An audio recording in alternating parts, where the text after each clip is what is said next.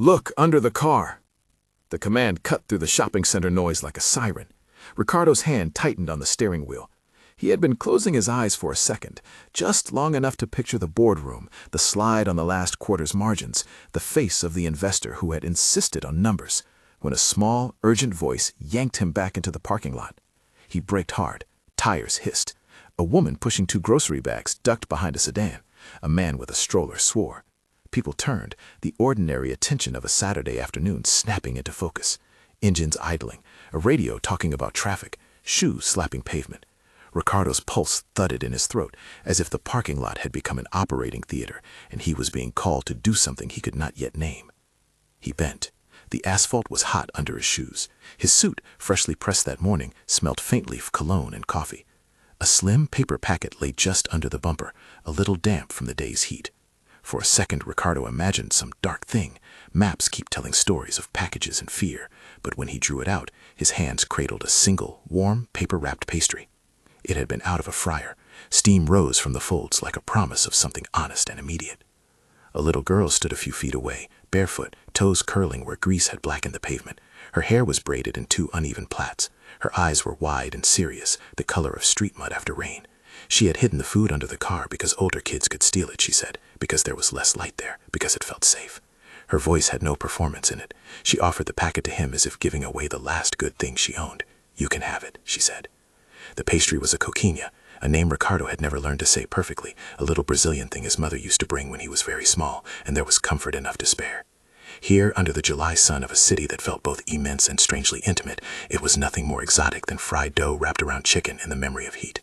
He unwrapped it with fingers that suddenly seemed clumsy, aware of the sweat in his palms and the absurdity of being stopped in the middle of a commerce-driven day by a child, offering him the fruit of someone else's lunch. They sat on the bumper, awkward and serious, and he broke the pastry in half. She watched him as if measuring whether he was telling the truth about the world. He ate. It was hot, salty in the right places, sweet with a small generosity of oil and flour in someone's care. She watched until he swallowed, and then, as if a test had been passed, she smiled a fraction and took the other half. He was 15 minutes late to a meeting that would determine the next product line for his company. He imagined the investor's phone buzzing, the credit card reader at the cafe registering time in small, interested beeps. He pictured the elevator taking him up to floor 36, and the secretary with a perfectly ironed shirt asking if he wanted coffee. He could see, as sharply as if he had the slides rolled open in front of him, the long ledger of consequences if he did not make that meeting. And yet, the meeting was suddenly less real than the small, damp heat of the pastry in his hands. For a man whose life ran by schedules, whose days were an architecture of punctuality, the offer of a child's trust felt like a fault line opening under his feet. He sat there, legs dangling off the bunker, and for the first time in a long while, he did not know which obligation should win. What he did next would cost him 15 minutes and change him more quietly than any headline ever could.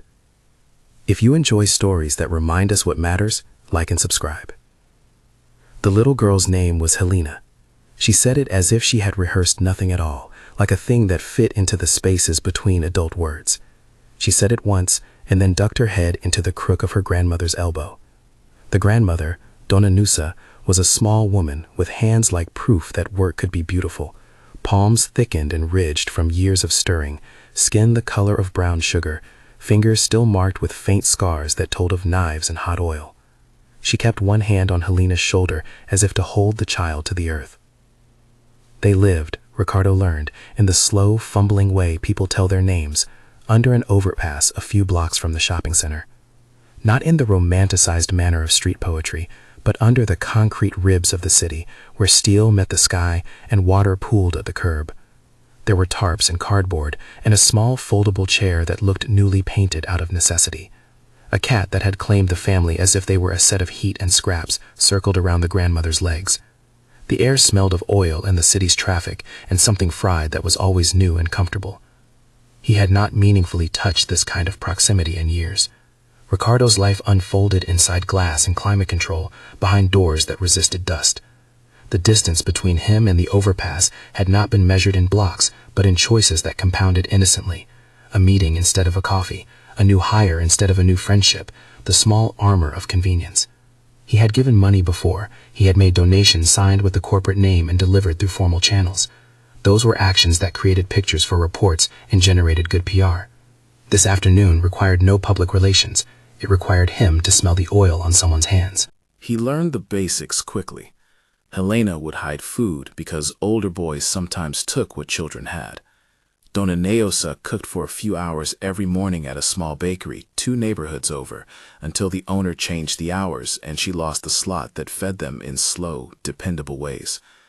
Helena's father had been gone for a long time, a fact Dona Neusa said with a particular kind of economy that left everything everyone else might want to know implied. There was a brown paper bag next to the tarps with the rest of a sandwich and a bottle of water. When he asked their ages, the child answered before the grandmother. "I'm 6, she said, as if 6 were a fact to explain, not an identity to argue. When Ricardo reached for his wallet out of old reflex, the reflex of a man who solved problems by producing resources, Dona Neosa's hand, quick as wind, stopped him. "We're not looking for charity," she said. Her voice was practical, not defensive. She could not afford to be proud in a way that would protect them. Pride was a luxury. What she aimed for instead was recognition of their dignity. We do what we can. We ask for what we must. Her eyes, when they found his, did not plead. They asked for one thing, to be seen without the fog of pity. He left his business card tucked under the paper wrapper like a small surrender, a token gesture of a man used to solving with a signature. He watched them disappear under the overpass toward the smell of frying oil and the shop that once gave them a regular meal. He drove away with the motor song of the city filling his head and the image of the child's serious face replaying like a frame he hadn't meant to film. The rest of the day pushed against that frame with all the soft insistence of habit. Meetings met other meetings. An assistant pressed numbers into his palm. The investor's voice recycled a worry. Success, Ricardo had learned, was maintained by attention. Money was a kind of attention, precisely allocated. He moved through his calendar like a man walking a narrow bridge, confident because he had never really needed to look down. That night, he did look down. Penthouse living had cultivated in him an expertise in comfort, a spotless kitchen that could sleep 3 chefs if it desired, a fridge stocked with takeout boxes, and a wine that had a name meaning something about hillside and sun. In the center of that clean world sat a single photograph on a marble table, a child with a small scrape on her chin, and a grin wide enough to erase a week of bad quarters. It was his daughter, unshared with the world that knew his company and his shareholder reports. The photograph had been propped there months ago to remind him to call. He had not. Perhaps that was why the pastry sat crooked in his stomach, a reminder of a smaller economy he had been avoiding. He could have washed the Kokshina memory away with corporate logic. People are complicated, the world is complicated, he told himself. One small pastry changes nothing. He could authorize a one-time donation. He could instruct his assistant to set up a weekly donation to a shelter. Those were actions that fit the architecture of a life designed for influence at scale. Or he could go back. He slept badly, if the word can be used for someone who stared at the ceiling and counted the minutes until dawn. He replayed the parking lot like a trial. He imagined the tiny geometry of Helena's hands wrapping around the paper. He imagined the grandmother's hands in the bakery, stirring dough, her apron a device of dignity that had been pried loose. He imagined his daughter's small mouth, the way she pronounced daddy, with a first syllable tenderness that had become hard to hear. He began, uncomfortably, to distinguish between the emergency of a board meeting and the quiet, persistent emergency of a convincing life. Ricardo did what he rarely allowed himself. He let a personal feeling dictate a public action. He put on an old shirt, the one without a brand label he wore when he wanted to be less visible. He drove back toward the seam where city met its underside. The overpass was cooler in the early light. There was a thin mist rising where the sun tried politely to burn away the night's damp. The tarps flooded. Children ran with the disregard of hunger, making a small kind of sport from the necessities other people had labeled survival. When he reached the spot, the crowd had thinned to a rhythm. A woman selling newspapers on a crate, a dog asleep under a bench.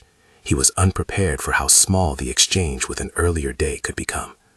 Helena and Dona Nilsa were there, and the little girl's eyes recognized him with the reliability of the sincere. She did not look surprised at his return. She seemed instead to expect that promises, if they were to be made, ought to be kept. He had brought a bag of food, sandwiches wrapped in wax paper, a thermos with hot corn soup, a blanket rolled tight like a sleeping bag. The blanket felt like an apology wrapped in cotton. He handed it over with the awkwardness of someone who had learned all his social grace inside boardrooms and now had to translate that grammar into something human and immediate. Dona Nilsa accepted the blanket without fuss and with a velocity that made it obvious she had been twice burned by gifts that arrived loaded with conditions. "Thank you," she said simply, the phrase a bridge he had not yet learned never to cross with illusions. Ricardo's gratitude felt both excessive and insufficient. He realized with a slow intimacy that material things did less than presence. The blanket would warm them that night, but what could not be purchased, a listening ear, a steady dinner, a stable place to leave a small girl asleep, cost something different. They ate together on an upturned crate while a city traffic hummed a polite distance away. Ricardo had never been so aware of the mundane perfection of a shared meal. The soup cooled against his lips, and the warmth from the blanket lay folded on his knees like a slow truth. Proximity can change priorities. The little girl, who had handed him half her pastry without expectation, chewed carefully and watched him measure the world with his mouth. At one point, she asked about the building he came from, the one with lights like stars, she said, and windows like fish tanks, and he had to invent an answer that felt true. Work, he said, which was a word that held room enough for everything he did not yet understand. When he left, it was with the promise that he would return with more than a blanket. He said, "I'll come back," in a way that meant he would not allow the promise to become another thing to be signed and left on a desk. Dona Nusa looked at him with the pragmatic patience of someone who had survived by learning to wait for people to become what they said they would be. "Come back," she echoed, which was both a test and an accommodation. Something in him had shifted. The shift was not dramatic. It did not arrange itself in cinematic crescendos. It was a small away from the excursive habit of attending to things that made him look good, toward things that simply required presence. It sat like a stone in his pocket. He drove back to the city's glossy spine and let the stone remind him that a life measured only by ledgers might be accurate and incomplete. Work that week felt strange. He showed up on time, but with an attention that wandered like a dog on a leash. His assistant noticed, and with the practical directness of someone paid to manage him, asked if everything was all right. Ricardo said yes, and then said it again and again until the ribbon of the answer felt like a truth. He crossed emails off lists and then stopped at odd moments and found himself imagining soup cooling in a small bowl under an overpass. He told no one initially. The world he navigated had codified silence around the unexpected. Stories became branding, and branding required control. To admit that his schedule had been bent by a child's offer of half a pastry felt unproductive from a corporate standpoint, and yet he could not forget. He found himself thinking of small, practical ways to bridge the gap between gesture and sustainability. He knew the language of projects and budgets, of lines and spreadsheets that made things real. But the more he tried to draft a plan in his head, the more awkward it felt to package someone's life into a bullet point. A Thursday morning arrived with rain and the kind of gray that makes a city hold its breath. He wore an overcoat and carried a lunchbox this time, a practical, stubborn thing with no company logo. The idea of a lunchbox seemed ridiculous and deeply right at once. He stopped on a corner, brought bread from a man who had a small cart, and walked with the deliberate slowness of someone who was learning to be less efficient and more human. He stepped under the same bridge and found, in the small geography of that place, the maps of people. A woman was sweeping near a barrow that served occasionally as a fire pit. A teenager played cards with an uncompromised seriousness. A man snored softly against a support beam, his face hidden under a jacket. Helena and Dona Nesa were there, and Helena wore a new modest dress that had seen better days but was clean. She waved him over as if waving is the polite currency of children, and then offered him a seat on a crate. This time there was time. Time was a strange currency. Once saved, it allowed things to be said without their sentences being taxed. He told them about his daughter without meaning to, about the photograph, about missed calls, about the way wealth could become a kind of loneliness because it makes choices for you before you learn to want them. Dona Nesa listened with the same patience she reserved for bread proofs, the way a baker waits for dough to rise and resists the temptation to speed the process. "You can't save everyone with one lunch," she said finally, and he learned, in a small and essential way, that she understood both the limits of charity and the obligation of compassion. "But you can keep the one you have with you from falling," she added. That is how some things start. He left with the plan to return, and this time he called his office from a payphone across the street to tell his assistant he would be late. Her voice on the other end of the line smelled of habit and training. She asked if he would like her to reschedule, and he refused in a way that indicated this was now his work. The day's tasks were still present, an acquisition to discuss, a set of reports to review, but a new set of tasks had been added that required a different ledger. Calls to the local school district, inquiries about part-time cooking roles, and the awkward, necessary business of integrating one woman and one child into something steadier than the overpass. There were practical obstacles. Housing is a web of forms and deposits and the kind of documentation that can feel like an invisible gate.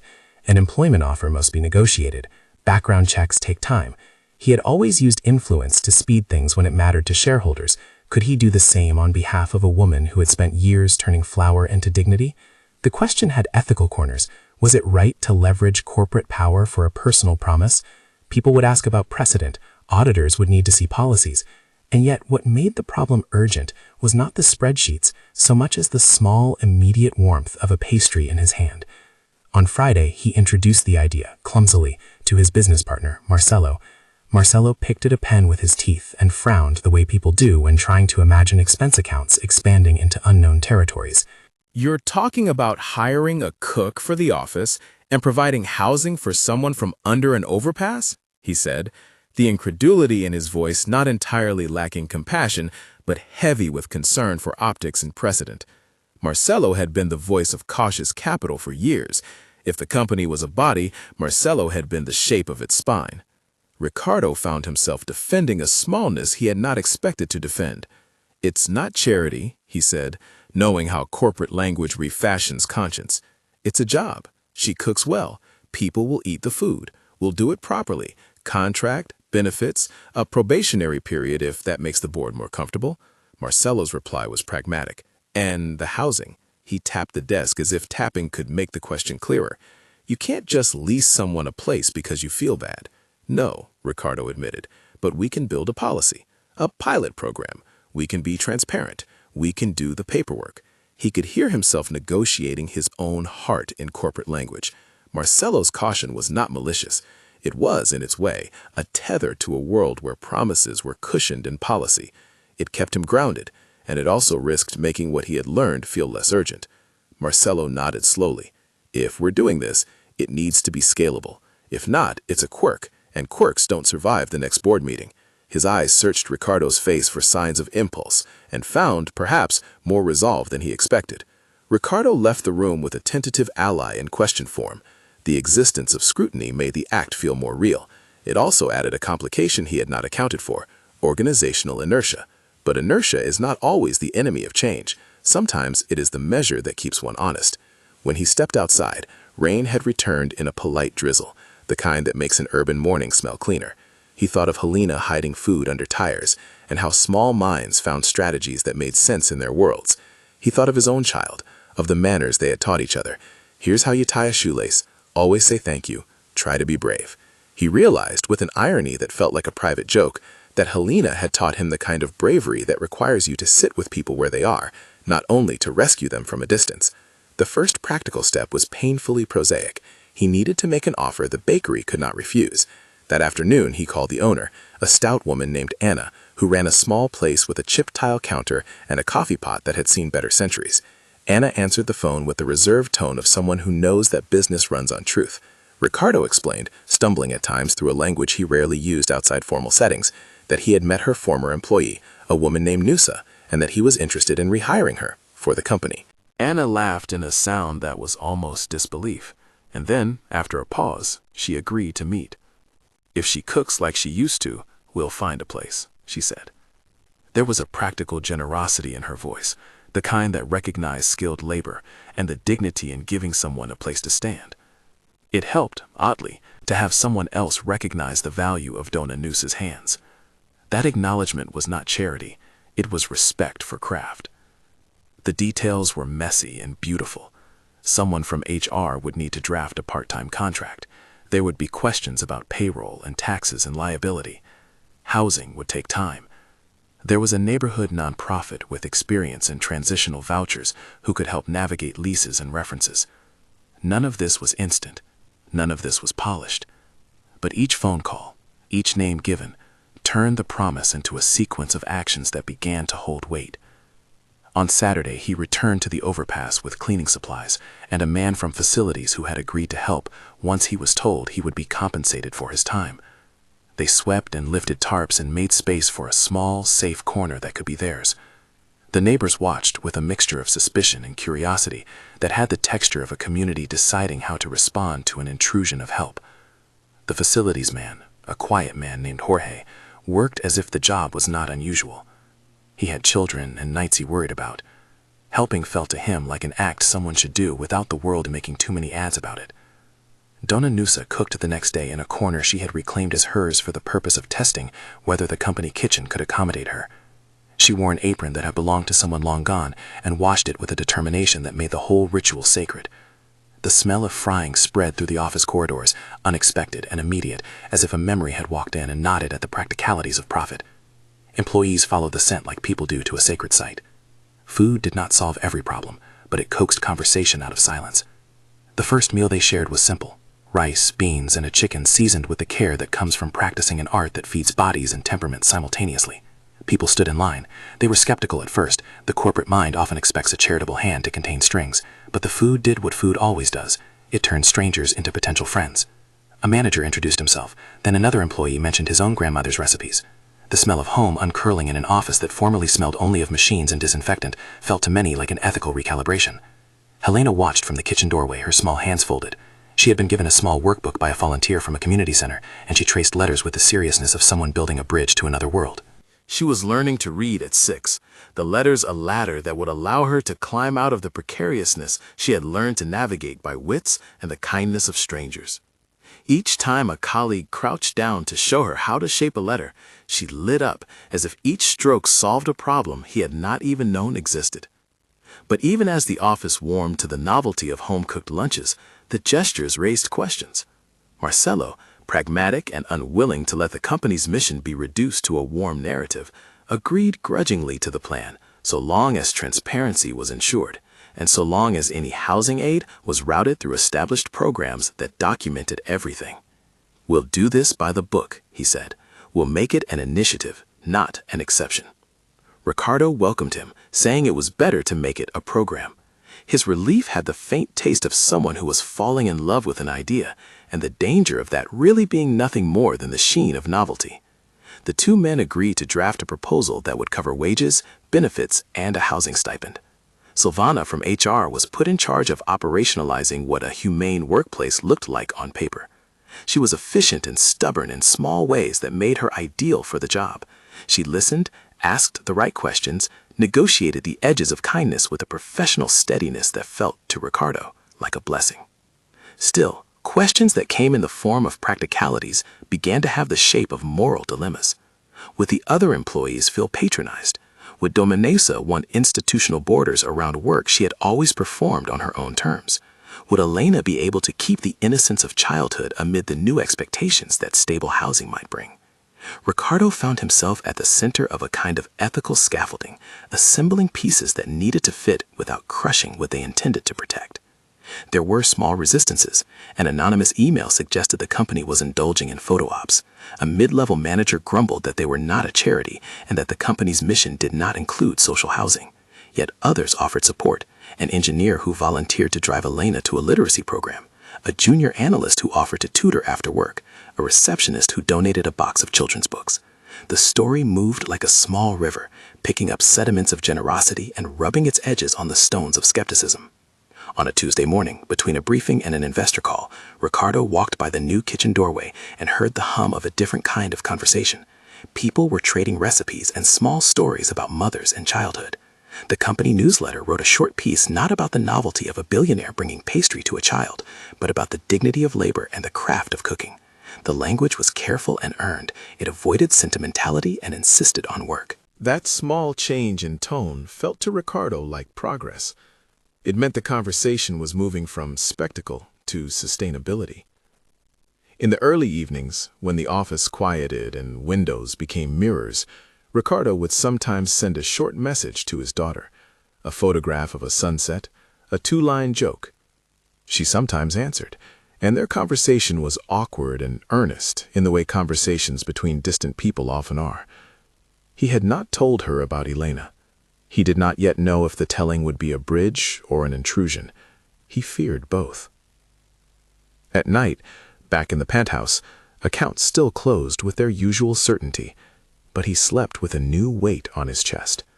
It was not heavy in the way of guilt, it was heavier in the way of responsibility. The city felt suddenly less abstract. The faces of the people under the overpass had joined the faces he knew and loved. The morning when the key to a small apartment was finally handed over, arranged with legal paperwork and a signed lease that read like a promise made real, Ricardo felt a small, disciplined joy that was both bureaucratic and human. He visited the apartment another time. It was modest. 2 rooms, a narrow kitchen, sunlight through a window that looked onto a small street. A volunteer from a local transitional housing program had done much of the paperwork. That did not make the moment less real.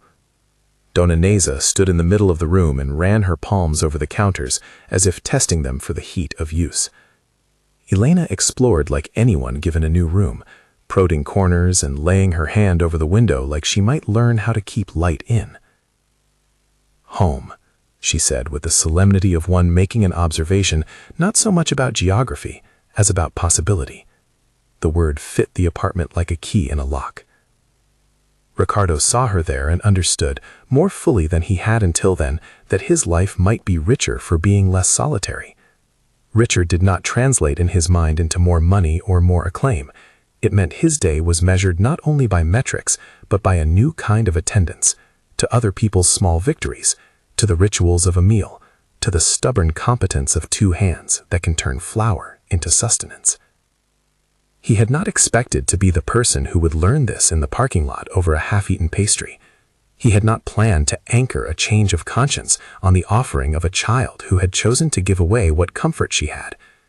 But the thing was, change rarely announces itself as a revolution. It arrives as a question that will not be unasked. When someone hands you half a meal, what do you do with the other half? He left the apartment that afternoon with a sense of something opened, not a door to be closed, but a window he intended to keep open. There would be more meetings, more skeptical emails, more policies to write and defend. There would be the slow work of integrating a person into payroll systems and the delicate labor of allowing dignity to thrive without making it a marketing photo. He had become, in a practical way, responsible for 2 people he had never met before last week, and he understood that responsibility could be a kind of salvation. On the drive back to his office, he thought of the small, almost comic logic that had changed the course of his week. A child with dirty feet issuing an imperative that had the force of a command. Look under the car. The sentence was literal, and also something else, an ethics in miniature. It asked him to look where he usually did not, to see the lives that skidded along the edges of his own.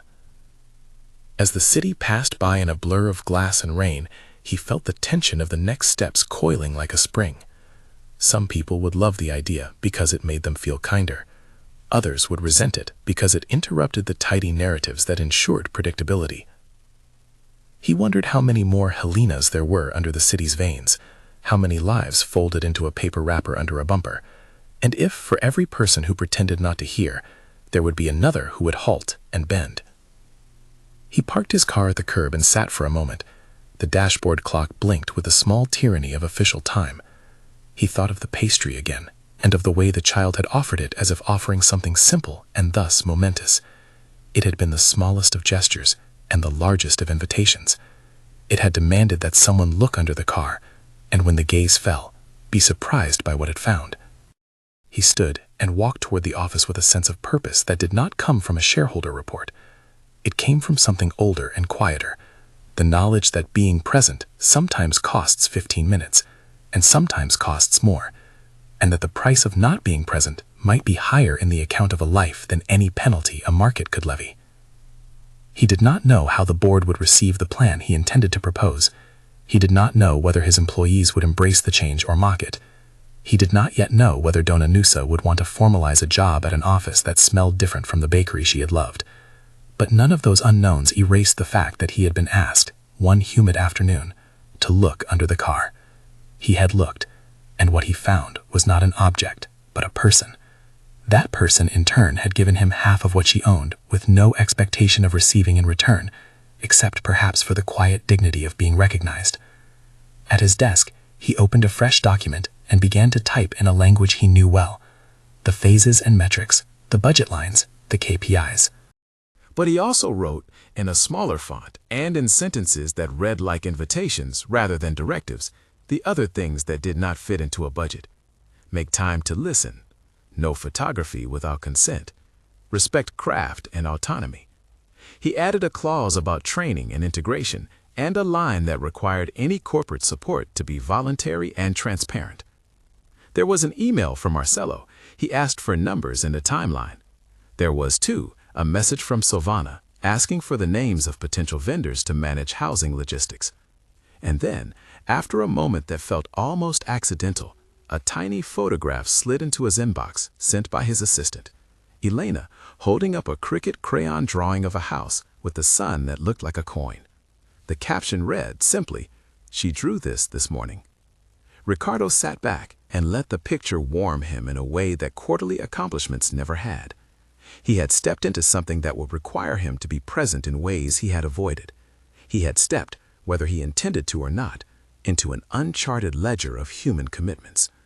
The rest of the story, he could see even now, would not be neat. There would be missteps and pride and small ulcers of disagreement. There would also be, he thought, more shared meals. The rain stopped. A shaft of sun passed like a hand across the city, and the memory of a child's voice, sharpened and uncompromising, returned to him with the clarity of a bell. Look under the car. He told himself that he would. He folded his plans into the shape of a promise and took the first steps toward making the promise hold. At the edge of the overpass where the tarps had grown into something that looked like a fragile village, a girl traced letters with a pencil that left soft grooves on the page. She had learned the letter A that week and had paused to make sure its peak was sharp. Nearby, Dona Nusa hummed a little tune as she scraped a pan, and a new rhythm, not of profit, but of presence, began to be audible. Ricardo closed his laptop and left the office, not toward another meeting, but toward a life that had quietly begun to reorder itself. He did not know then that his choice would ripple outward into policy meetings and employee small talk and newspapers that would try to make his actions symbolic. He did not yet know the discomforts and the bureaucracy that would complicate a human desire to help. He only knew that when a small voice had told him to look under the car, he had found a thing that wanted to be seen. He walked back to the overpass because sometimes seeing is the first step of being responsible. The rest would follow, messy and unglamorous, and perhaps a little more honest than anything he had tried in years. He was not a savior. He had never wanted to be. He only wanted to be a person who learned, by accident and then by choice, how to make his presence itself a tool for change. That afternoon, the city would keep moving, and the board would demand reports. But under a low bridge, a woman would fry dough the way her mother taught her. A thin child would practice her letters and hide food beneath the bumper for reasons that made perfect sense. And a man whose calendar had once been a wall would find ways to take his time and keep his promise. The scene was small, private, fragile, just enough to begin writing a different kind of ledger. The apartment key felt heavier in Ricardo's hand than any corporate card he had ever held.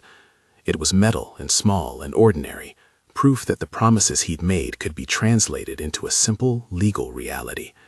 He slid it into his pocket and thought about the stack of emails waiting at the office, spreadsheets, investor replies, Marcelo's unanswered questions.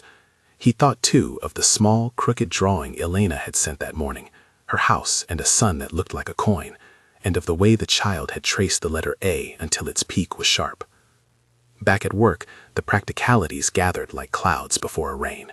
Silvana had already booked a conference room and printed an agenda that read like a manual for doing kindness without creating chaos. She arrived with the kind of brief competence that smells faintly of legal pads and early trains. She set a pitcher of water down and opened her laptop. "We should start simple," she said. "Pilot program, limited duration, measurable outcomes." Marcelo took the chair at the head of the table with the posture of someone who believed in making things repeatable. Scalability, he said, and the words somehow folded the room into a quieter mode. If we do this, we create a precedent. That precedent has costs and obligations. We should be transparent with the board. Ricardo listened. He had come to expect this, the corporate brain that calms impulsive hearts with charts and contingencies. He also, more recently, had learned how much of a life one could map without losing its humanness. "We'll do transparency," he said, and his voice measured the distance between intention and procedure. "Pilot, probationary employment. We'll partner with a local housing nonprofit for the lease. Background checks, of course. Payroll through HR. We won't bypass any process." Silvana nodded and typed a string of notes. "We'll need a job description, a liabilities assessment, onboarding, training, a tenancy agreement template. If this goes well, we can allocate a small budget and expand thoughtfully." Marcelo let his fingers drumming on the table sound like a small adjudication. "And the optics," he added, softer. "We don't want it to look like a publicity stunt." "No staged photography," Ricardo agreed. "No press releases until there's something to show beyond one case. This is about work, not headlines." He felt the truth of it in his chest as if the words had weight. He did not want their lives reduced to frames in a company brochure. The work that followed was in part bureaucratic and in part intimate. Calls were made to a transitional housing organization that specialized in helping people move from temporary shelters to leases. Forms were filled out, references checked. An apartment was found in a neighborhood close enough for Dona Nesa, as she insisted on being called, to walk to her new job and still keep ties to the places where she had friends and neighbors. The lease required signatures and a security deposit. The nonprofit arranged a small stipend and a caseworker to help with utilities and basic paperwork. Silvana navigated the payroll classification for a part-time cook. She drafted an employee manual addendum to cover workplace integration and cultural sensitivity. There were practical compromises. Dona Nesa resisted the idea of a corporate uniform and, after a careful conversation, agreed to wear a simple apron embroidered with her name, Nesa, stitched by a receptionist who had a niece who liked to sew. She wanted a schedule that allowed mornings at a community bakery, where some mornings she still helped when there was need. The company agreed to a flexible arrangement, 3 hours in the office kitchen, twice a week, and the rest part-time at the bakery if needed. Contracts were adjusted accordingly. The office kitchen, previously a sterile cupboard of machines and single-use plates, transformed slowly. George, the facilities man, who had agreed to lend his weekend sweat, put in a shelf. A small thrifted table arrived, paid for by a group of employees who had been moved in different ways. Someone donated a crockpot. The smell of frying oil returned to the building like a memory, changing the tone of the corridors. At first, the staff was curious and guarded. Arousing warmth in a cold office is an exercise that requires permission and time. But the food, simple, honest, well-seasoned, made things easier. People lined up not to perform charity, but because lunch tasted like something their grandmother might have made. Conversation followed. Recipes, childhood stories, small admissions about how many of them had been fed by relatives at hard times. The first time a senior engineer slurped sopa de mio and then admitted with a laugh that it reminded him of his mother's kitchen, something in the office shifted. Helena hovered at the kitchen doorway at first, her presence small and patient. Ricardo noticed how she balanced the need to observe with a child's steady curiosity. She had a new backpack now, the color of a cheap summer sky, loaded with pencils donated by the receptionist. A volunteer from a local literacy program came twice a week and sat down and taught her the letters, in a tone both gentle and exact. Helena learned the alphabet like someone learning the rhythm of a new city. She practiced the shape of letters, her small finger tracing them until the grooves in the paper folded into memory. One afternoon, as rain pattered on the windows, Ricardo found himself lunching with a junior analyst named Priya, who had come to the company straight from a university scholarship. Priya was small and wore glasses that made her eyes sharper. "You did something risky," she said, biting into a piece of chicken, "but I think people are starting to see each other again." She paused. "I used to think that the company's mission was clever UX and profit.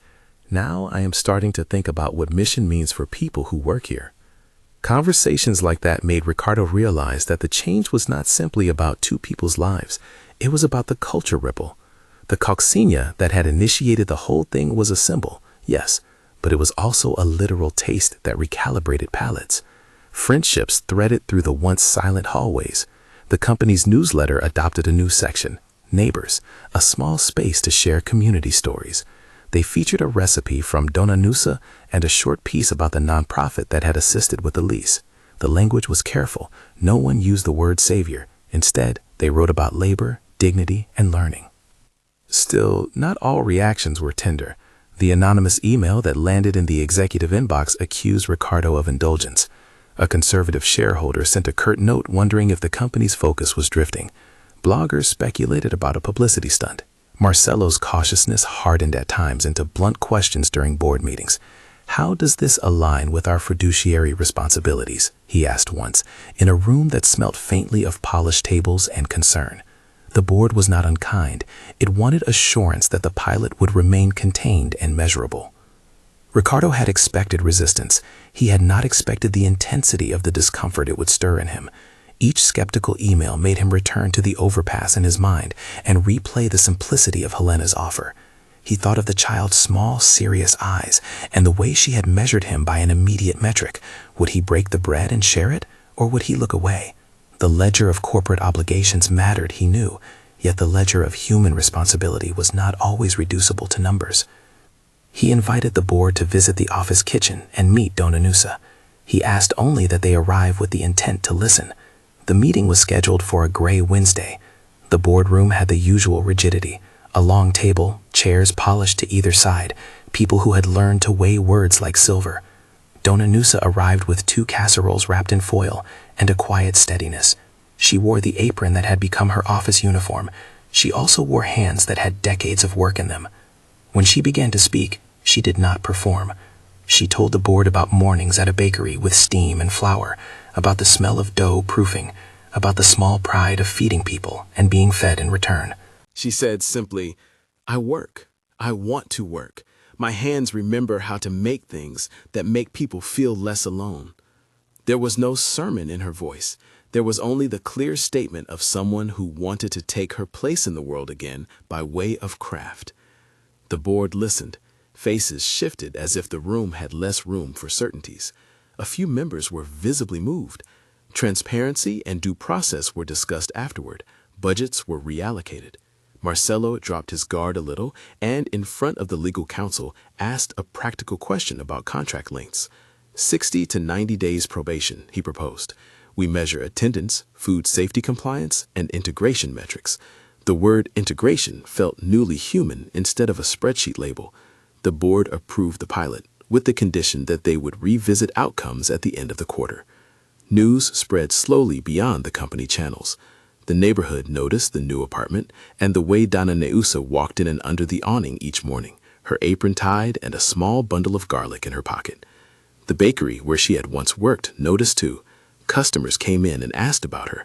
The owner, Anna, came by the company kitchen one day and brought a tin of old recipes written on browned paper. She pressed them into Dona Neusa's hands like heritage. "Keep them," she said. "Some things are not made to vanish." In time, Helena's reading advanced. She began bringing home small notes from school, scribbles with her name spelled neatly, then with more confidence, Helena. A teacher noted that Helena was quick to learn when adults paused and offered attention. Ricardo felt a disproportionate amount of joy at this. He would stand by the window with his phone off and read Helena's homework pages as if they were small treasures. He began to build a ritual of taking the train home earlier once a week and bringing a small bag of groceries that Helena helped him carry to the lobby of her building. Those were private, small pilgrimages.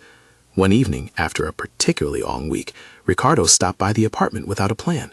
He found Helena at the little table doing what she loved most, shaping dough. Dona Neusa had shown her how to make a basic pastry, simpler than a coxinha, a flat bread stuffed with cheese, and Helena's small fingers squeezed the edges with a seriousness that made Ricardo feel like an intruder in a sacred workshop. She saw him and grinned, flour smudging the corner of her mouth. "Uncle Rico," she called, an affectation she'd picked up from the building's kids, and then ducked into the kitchen to produce a small, uneven pastry and offer it to him. It was, in its imperfection, everything the evening needed. He ate it and tasted not just the salt and the oil, but the time that had gone into teaching a child a craft. He had, over the weeks, learned that the truest economics of kindness were not the dollars spent, but the time invested. Time is the currency that buys trust. There was a discomforting night when an angry op-ed accused Ricardo of crossing boundaries between personal benevolence and corporate responsibility. The article suggested the pilot could open the door to expectations of entitlement, an argument that made him fight defensively for the humanity of their act. He slept badly that night, not because of reputation, but because of fear about what the glare of public opinion could do to the fragile progress under the overpass. He called Silvana and Marcelo early the next morning and asked for a plan to respond with transparency rather than grandstanding. They drafted a memorandum emphasizing that the pilot was employee-led in part, that it respected labor laws, and that any scaling would be contingent on measurable outcomes and employee consent. This measured, earnest response steadied things.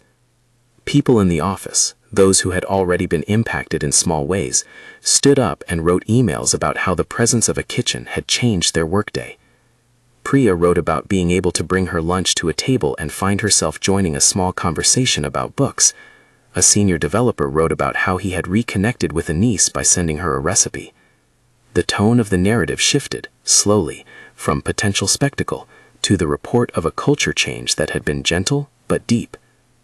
As weeks turned into months, the pilot produced small, concrete data points. HR tracked attendance and reporting. The nonprofit filed notes about Helena's school progress and Dona Nosa's improved financial stability. There were missteps, miscommunications about schedules, a delivery that spoiled because labels had been misunderstood, but each error became a learning moment.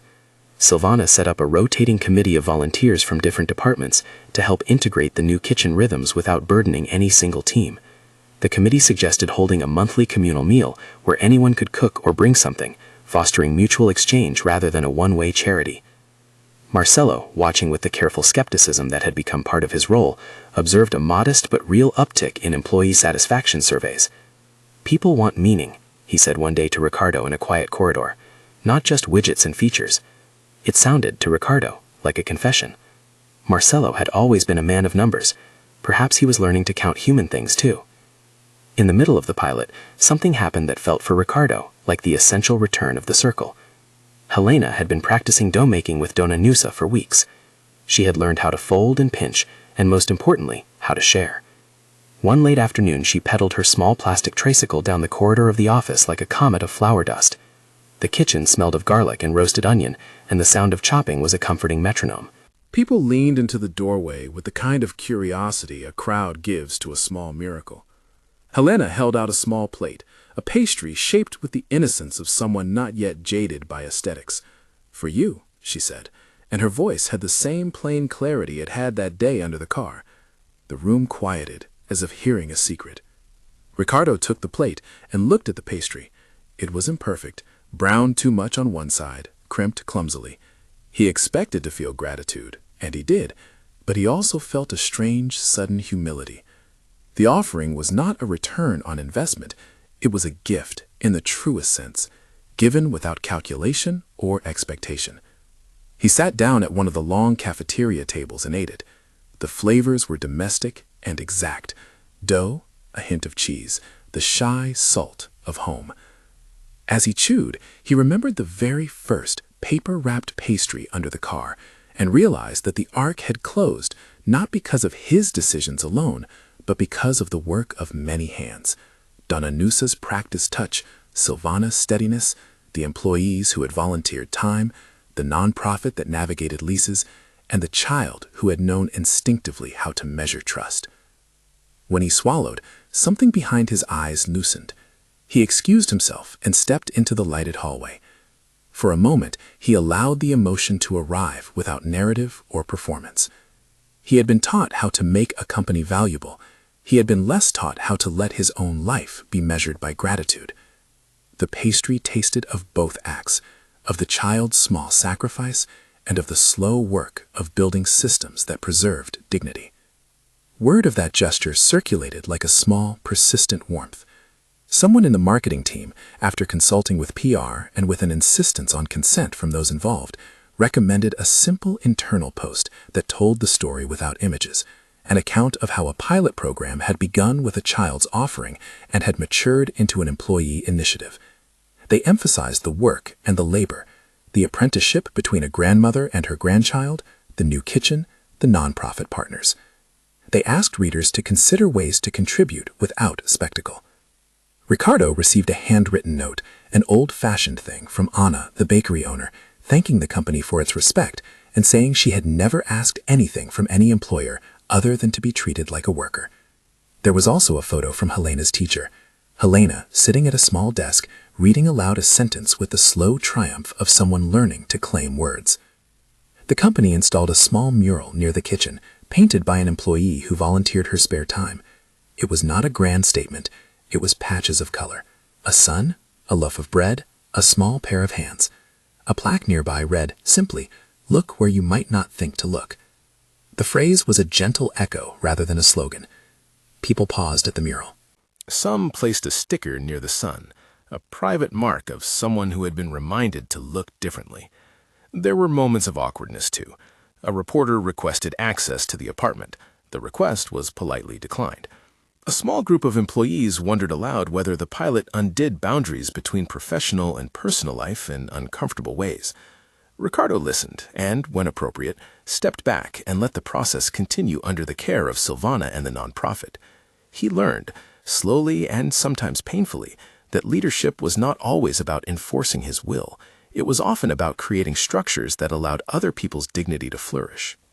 One Saturday, Ricardo walked past the overpass to see the old site, partly out of nostalgia, partly to hold in his hands the memory that had initiated so much. He found Elena tracing letters on a scrap of cardboard and Dona Nusa stirring a pan over a small burner. They waved. Elena ran to him and offered a new drawing, this one of a table with many plates. People sit around it. "We drew the office," she said proudly, crayon thick on paper. "You're at the big table." He sat on a concrete step and listened to them talk about small, immediate things. A neighbor who had taught Elena to whistle, the cat that still visited in the evenings, the way a particular bus driver always tipped his hat. The conversation did not dwell on the epic nature of what had happened. It stayed domestic, as if heroism is best kept in the quietness of daily routines. Months into the pilot, when the board met to review outcomes, the numbers were modest. Attendance at the kitchen shifts was steady, employee satisfaction metrics nudged upward, Elena's school attendance improved, Dona Noza's hours at the bakery stabilized, and her income increased. The board did not declare a revolution. They did, however, authorize expansion of the pilot to another office kitchen in a different city, with strict guidelines and the insistence that each new placement be locally consulted and led by community partners. Ricardo stood in the boardroom on the day of the decision and felt a soft, private contentment. The action had moved from an impulsive bend-over in a parking lot to an institutional change that others would have to sustain. He had not expected the scale, nor had he assumed the work would be easy, but the momentum felt honest, grounded in partnerships, measured by data, and rooted in the daily labor of food and attention. In the quieter moments that followed, he began to attend to other relationships with a new patience. He called his daughter and asked if she would like to visit a small exhibit at the community center. When she arrived, they walked through a room of children's drawings together. Elena's son, replicated in many hands, glowed on the wall. There was no dramatic reunion. Instead, there were small sentences, shared jokes about the weather, a photograph taken on a borrowed camera. She thanked him for the drawing she had received and for the new books he'd left under a small lamp. It was, in its modesty, an opening. On the anniversary of the day he had first been told to look under the car, the company held a lunch where employees and neighbors were invited. Tables were set up on the plaza next to the building. The mural had been extended. Volunteers served food. People from the nonprofit came, as did Anna from the bakery, who had prepared a special batch of pastries. There was laughter and tentative applause for small things, the funds saved for the lease, the stack of homework sheets with improvements, the kitchen committee's new schedule. Marcelo stood nearby, his posture less rigid than in previous months. He caught Ricardo's eye and nodded, and the gesture had, for both men, the soft triumph of one who had pushed a plan through skepticism into life. Helena, dressed in a little dress now with a sun she had sewn, walked up to Ricardo during the lunch and pressed a small plate into his hands. The pastry on it was handmade, sealed with a child's earnestness, and wrapped in a napkin with a crayon sun on it. "For you," she said simply, as if the sentence still held the same force it had on that first afternoon. He ate it slowly. This time, the taste was layered with memory. He tasted the first pastry under the car, the blanket he had handed over, the legal forms and the committee meetings, the dinners shared in small groups, and the tiny victories of a child learning a letter. The pastry was a punctuation mark, an embodied statement that generosity could be rhizomatic, a small act that spreads through systems, human to human, until it becomes something else. He thought then, with a clarity that felt like a bell, that gratitude was not a ledger to be balanced, but a practice to be continued. The pilot had not eradicated poverty. It had not and would not fix structural inequalities with a few leases and shared meals, but it had done something that was hard to quantify. It had reminded a community to look where they had not been looking, and to do so with the insistence of work rather than platitude. When the lunch wound down, people lingered. Some sat in circles on the plaza steps and spoke in low voices about how they could bring similar initiatives to other neighborhoods. A small group planned a weekend drive to volunteer at a community pantry. A junior developer offered to teach Saturday coding classes for neighborhood kids. The feeling was not of a single savior, but of a congregation of small commitments. As the sun began to tilt toward evening, Ricardo walked to the edge of the plaza and looked up at the office windows, each square a different story, some illuminated, some dark. He thought about how narrow the distance had sometimes felt between his life and the lives of those under the overpass. A few blocks, some choices, a set of policies. He also thought about how many people had to move to create even small change. HR, the nonprofit caseworker, the bakery owner, the facilities man, the receptionist who sewed the apron, the employees who volunteered time. Change, he realized, was less a single headline than a steady accumulation of small acts. On his way out, he stopped by the mural and ran his hand along the painted sun. The wall was not an emblem of his goodness. It was a reminder. Look under the car. Look in the places you would rather not inspect. See the people whose lives unfold quietly adjacent to your own. The imperative was still the same. He did not expect the world to be transformed by that day's lunch. The city would continue to hum with its usual discordant music. There would still be tight budgets and difficult negotiations, and inevitably moments of doubt. But there would also be a ledger of small human transactions that did not appear in quarterly reports. Shared recipes, taught letters, a child's handmade pastry held in the hand of a man who had learned how to be present. On his way home that evening, he took a different route through the city. He passed the overpass and saw, as the light went soft, Helena reading aloud to a neighbor's toddler. He watched from a distance and felt a profound, private gratitude. Gratitude not as an event, but as a steady tending. He had been stopped by a child's imperative months ago. Now he felt the movement in himself that matched that first pause. He had learned how to look, and to let looking lead to doing.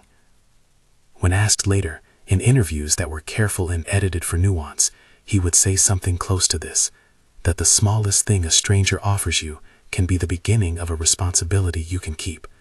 He would say that seeing is not the same as solving, and that solving requires patient, bureaucratic work, plus the moral courage to begin. He would emphasize the partners who had done the heavy lifting, and the employees who had shown up with donated aprons and volunteer hours. But his truest answer remained the one he kept to himself, and to his daughter when they exchanged short messages about kids' drawings and weather. Once, a child told him, with the simple voice of someone who had learned how to survive by cleverness and trust, to look under a car. He bent, and what he found was not an object, but a person. The person then, by way of many other people, taught him how to be part of a life that was less alone. The mural's painted sun kept a bright corner in the building's hum. The kitchen continued to smell of garlic and bread. Helena's handwriting improved until the lutes in her letters were confident enough to make a grown woman, one of the volunteers, cry quietly at a meeting about literacy. Dona Nusa returned to the bakery some mornings and could cookie off as the rest. Her work never framed as charity, but as labor that mattered. Marcelo found new terms to use in board meetings, occasionally surprising himself by speaking of community investment rather than mere risk mitigation. Silvana, who had spent weeks drafting onboarding policies, kept a small photograph of Helena on her desk and would occasionally look at it like a talisman. The question that had been asked in the heat of a parking lot, "Look under the car," became for Ricardo's company, and for some who watched the story, a question people asked themselves in smaller ways. When did you last look where you assumed there was nothing to find? How often had indifference been a default convenient as sitting in traffic? The imperative had shifted from command to practice. On a rainy evening months later, when the pilot had been extended and documented as a legitimate, replicable model with the careful caveats that set up boundaries for replication, Ricardo sat alone in his car, in a parking lot he no longer visited by accident. He stared at the heat-creased asphalt and remembered the child's voice. He smiled, not because he believed himself redeemed, but because he felt accountable. There was a work to be done every day that could not be delegated to a single person or a single program. It required presence, patience, and the humility to let others' skills and dignity steer the shape of help. He reached into his pocket and found the tiny photograph his assistant had sent months earlier, the drawing of a house and a coin sun, now slightly smudged at the edges. He placed it on the dashboard. He had meetings the next day, product roadmaps and investor forecasts, and he would do them with the added consideration of someone who had learned to look beneath his own assumptions. When the time came for community members to speak at a small city forum organized by the nonprofit, Helena, now with a confidence earned by being listened to, took the microphone and read a sentence she had written. "We are people, and we cook, and we learn." It was not a poetic line. It was a fact. The audience applauded, not because the words were grand, but because they were true. At the end of the year, the company compiled an internal report about the pilot. It was full of charts and quotes and lessons about partnership, but Ricardo kept a small scrap of paper where he wrote, with a pen he seldom used, the single sentence that had altered him. "Look under the car." He put it in his wallet, not as a trophy, but as a reminder of what it takes to change the shape of a life. Attention, then action, then the daily care that transforms possibility into routine. And he thought, often and without sermon, of the many small, easy ways one can avert one's gaze. Looking costs time. It requires humility and logistics and patience. But that cost, he increasingly believed, was a form of wealth worth pay. If this story moved you, share it with someone who needs the reminder to look where they might not think to look. Notice the people beside your path. They may be waiting with a small gift, and your response could change more than a schedule. It could change a life.